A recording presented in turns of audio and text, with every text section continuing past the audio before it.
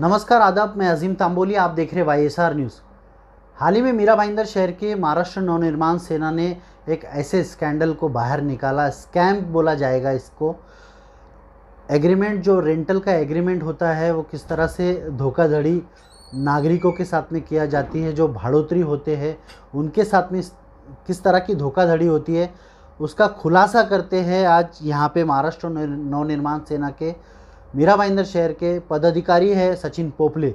सचिन पोपले जी, किस तरह का आपने स्कैम ओपन किया है, किस तरह से ये लोग पब्लिक को गुमराह करते हैं? स्कैम ऐसा है कि जो रेंटल एग्रीमेंट अपन बना रहे, रेंटल एग्रीमेंट अपन फ्लैट भाड़े पे लेने के बाद रेंटल एग्रीमेंट करना पड़ता है। उसका जो खर्चा है वो रेंटल ओनर और भाड़ूत्री दोनों को भरना पड़ता है।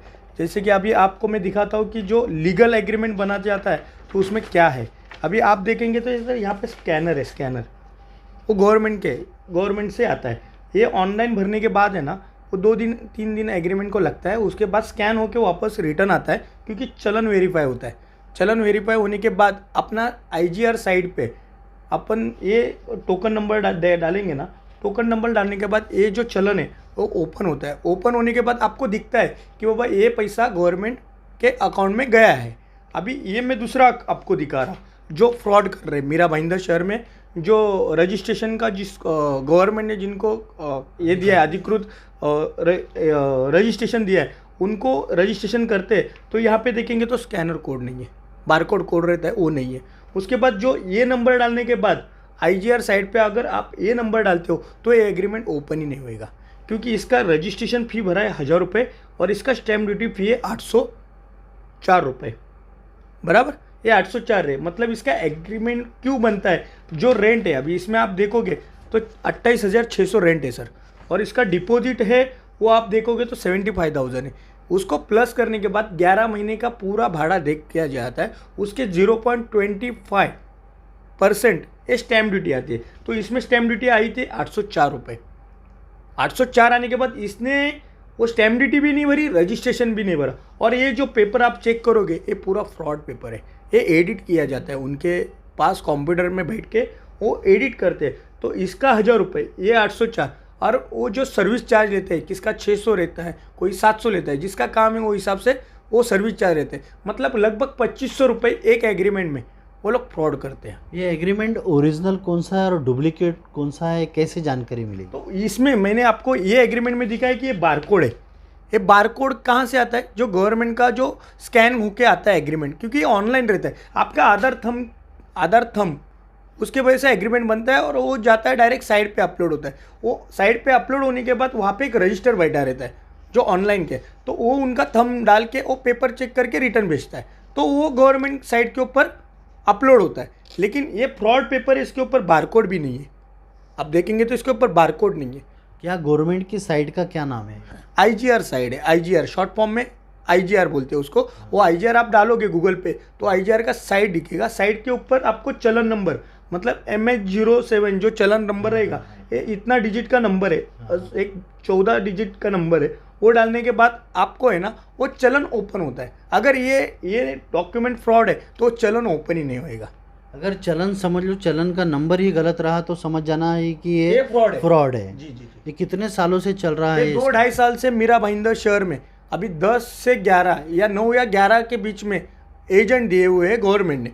उनका लाइसेंस मिला है, सरकार मान्य अधिकृत लाइसेंस की वो रजिस्ट्रेशन कर सकते हैं। तो उसमें 50% लोग हैं ना वो यही सब कर रहे हैं। कैसी जानकारी आपको मिली इसके? मेरे क्लाइंट के साथ हुआ ना। मेरा क्लाइंट एक बारगांव में है, उन्होंने एग्रीमेंट चेक किया तो उनको अभी ITR में भरना है। तो उन्होंने चेक किया, चेक करने के बाद आईजीआर साइट पे देखा तो इसका एंट्री नहीं, क्योंकि ये रेंट इनकम गिना जाता है ना।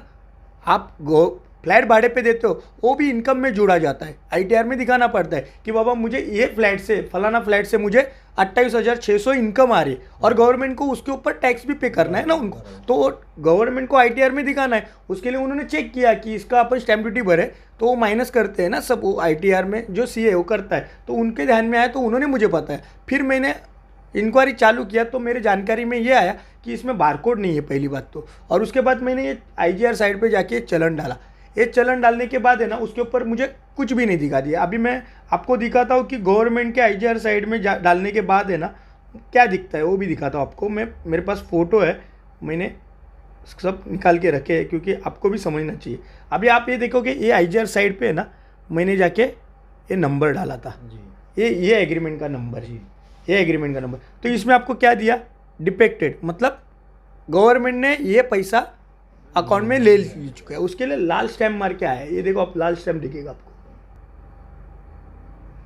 मतलब सरकार को कहीं ना कहीं एजेंट द्वारा ऑनलाइन के माध्यम से चूना लगाया जा रहा है। जी जरूर, ये तो पब्लिक के साथ तो कर ही रहे, मतलब रूम मालक है और भाड़ुतरी है, उनके साथ तो हो ही रहा है। लेकिन गवर्नमेंट का कितना रेवेन्यू आप सोचो ना, एक 804 रुपये आपका स्टैम्प ड्यूटी है और 1000 रुपये रजिस्ट्रेशन है। ये गवर्नमेंट के फंड में जाएगा तो लोगों को सुविधा मिलेगी गवर्नमेंट के पास। ये गवर्नमेंट के पैसा खा रहे हैं लोग, एजेंट। हाँ, जो रजिस्ट्रेशन, ये रजिस्ट्रेशन करने वाले एजेंट है वही लोग खा रहे हैं ना, इसमें से गवर्नमेंट को कुछ भी नहीं मिल रहा है। सर ये आपको एग्रीमेंट आपको साइड पे दिखेगा ही नहीं, तो उसका मतलब क्या है, आपने हजम कर लिया। ये डुप्लीकेट पेपर बना के आपको एडिट करके आपको दिया जाता है, क्योंकि इसमें कोई अंदर तक जाता नहीं। अभी उनके ध्यान में आया, अभी मैंने उसके लिए बोला ना कि जब ये मेरे ध्यान में आया तो ये छोटा फ्रॉड नहीं है। अपन सोचेंगे एक, लेकिन मीरा भाईंदर में 40% फ्लैट रेंटल है। मीरा भाईंदर के शहर में जितने फ्लैट है उसके 40% फ्लैट रेंटल है। अभी सोचो उसमें से जो भी है, मैं बोल रहा हूँ कि 40% रेंटल है, उसमें से मैं बोल रहा हूँ 35% लोग ऑनलाइन रजिस्ट्रेशन करते हैं, क्योंकि अभी कोरोना का काल है, लोग जा नहीं पाते, आ नहीं पाते, उसके लिए। तो आपने ये स्कैम तो ओपन कर दिया, अब इसके आगे का किस तरह से आपने शिकायत की है, कहाँ शिकायत की है? अभी मैंने तो, अभी कैसा है, आज सुबह आप प्रेस कॉन्फ्रेंस लिया, उसके बाद मैं दाते साहब को मिला, दाते साहब को मिलने के बाद उनके ही निवेदन दिया है। उसके बाद मैं जा रहा हूँ कल थाना में, जो जिला मुद्रांक जिला अधिकारी जिसके अंडर ये पूरा स्टैम्प ड्यूटी का जितना मसला है वो उनके अंडर आता है, तो उनका मैंने कल अपॉइंटमेंट लिया है, 1-1:30 बजे का अपॉइंटमेंट है मेरा। तो उनको मिल के मैं दोनों, और मेरे पास और एग्रीमेंट है अंदर है, वो सब दिखा के मैं वो फ्रॉड ओपन करूँगा। और इसके बावजूद मैंने महाराष्ट्र के राज्य के मुख्यमंत्री है उद्धव साहब ठाकरे, उनको भी दिया है, और महसूल विभाग के मंत्री है श्री बालासाहब थोरात, उनको भी मैंने मेल कर चुका हूँ। और उनको मैं अभी नया साल चालू हो रहा है, वो रहेंगे नहीं रहेंगे, लेकिन 2-4 दिन में उनकी भी अपॉइंटमेंट लेके मैं उनको भी एक कांड जरूर ध्यान में लाऊंगा। ये थे सचिन पोपले जी। इन्होंने ऑनलाइन का जो स्कैम चल रहा है, जो रेंटल, जो भाड़े तत्व पे जो रूम लिए जाते हैं, किस तरह से फ्रॉड करते हैं, इन्होंने सामने लाकर एक बड़ा खुलासा किया। अब यह देखना होगा किस तरह से उन एजेंटों पर कार्रवाई होती है। कैमरामैन विनय के साथ अजीम तांबोली, भाईंदर।